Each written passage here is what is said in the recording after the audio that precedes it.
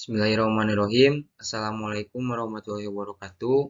Perkenalkan, nama saya Imron Kurniadin, NPM saya 191000334. Di sini saya akan menjelaskan tentang kewenangan hakim dan kekuatan hukum persidangan online untuk diajukan untuk memenuhi ujian akhir semester ini.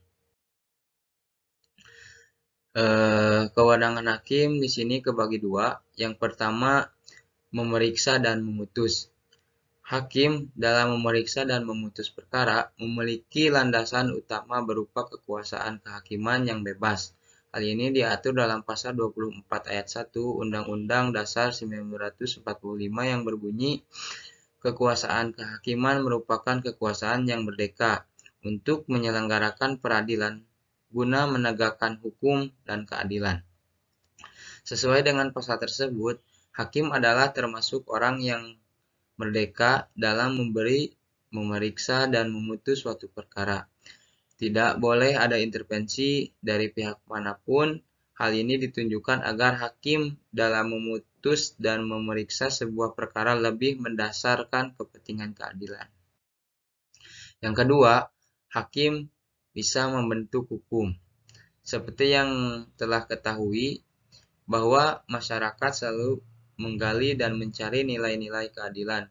Tujuannya dilaksanakan ketentuan tersebut adalah untuk mencapai impian tersebut, serta ketentuan itu merupakan maksud dari eksistensi hakim dan kekuatan kehakiman.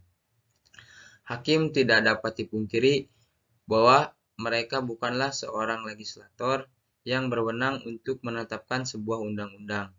Namun, hakim juga dimungkinkan untuk membentuk sebuah hukum atau yang biasanya dikenal dengan judgment law yang diatur dalam kandungan pasal 10 ayat 1 Undang-Undang Nomor 48 Tahun 2009. Untuk membentuk sebuah hukum, hakim akan melakukan sebuah konstruksi hukum dan interpretasi. Konstruksi hukum merupakan upaya hakim untuk memenuhi kewajiban hakim dalam mengisi kekosongan hukum atau ketidakjelasan suatu peraturan perundang-undangan dengan asas-asas maupun sendi-sendi hukum. Dalam konstruksi hukum dibagi menjadi 3 bagian, yakni sebagai berikut. Yang pertama, analogi.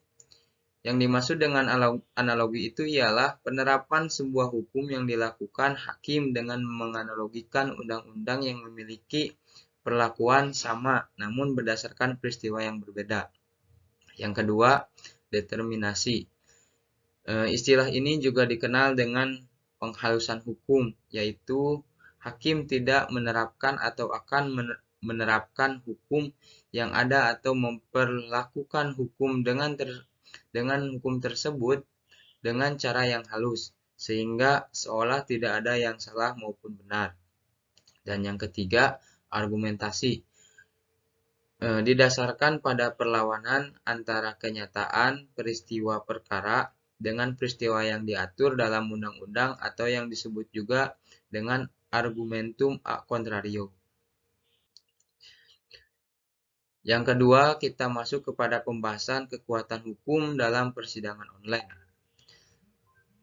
Dalam pengaturannya, peraturan Mahkamah Agung Nomor 4 Tahun 2020 tentang administrasi dan persidangan perkara pidana di pengadilan secara elektronik.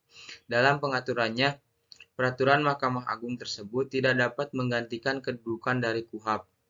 Dalam hal ini, peraturan perundang-undangan yang mempunyai kedudukan lebih tinggi mengalahkan peraturan perundang-undangan yang lebih rendah, atau kita bisa sebut dengan lex superior derogat lex inferior. Landasan hukum yang ada perlu diperkuat dengan revisi terhadap KUHP. Berdasarkan pasal 5 Undang-Undang Nomor 11 Tahun 2008 tentang informasi dan transaksi elektronik tersebut, alat bukti elektronik dan informasi elektronik merupakan alat bukti yang sah dalam persidangan, baik persidangan secara langsung maupun persidangan secara virtual, atau kita bisa disebut dengan online. Oleh karenanya, pembuktian secara elektronik memiliki kedudukan hukum yang sama dengan pembuktian di persidangan secara langsung. dengan kehadiran secara fisik. Selanjutnya, hakim menilai alat bukti yang diajukan dalam persidangan. Diperlukan kecermatan dan kehati-hatian di dalam menilai alat bukti yang diajukan di persidangan, terutama alat bukti informasi elektronik atau dokumen elektronik, hingga mendapatkan keyakinan bahwa alat bukti berupa bukti informasi elektronik atau dokumen elektronik yang diajukan dalam persidangan merupakan alat bukti yang dapat dipergunakan untuk membuktikan suatu keadaan dalam suatu perkara. Hakim sebagai penegak hukum dan keadilan wajib menggali, mengikuti, dan memahami serta mengejar kebenaran material, dan dalam hukum pidana aspek formal hendaknya bisa ditinggalkan secara selektif. Jadi, kekuatan hukum dalam persidangan online ini kita bisa sebut sama aja kayak seperti online, kayak seperti offline. Tetapi yang membedakannya adalah di dalam mekanisme. Dalam mekanisme itu kadang kita kalau online itu mungkin untuk persiapannya bisa disebut dengan masalah ribet dan banyak kendala-kendalanya seperti kendala di jaringan, kendala untuk membuktikan sesuatu perkara itu. Mungkin sekian dari saya dalam presentasi ini. Mohon maaf bila banyak kesalahan di kata atau ucap. Billahi taufiq wal hidayah. Assalamualaikum warahmatullahi wabarakatuh.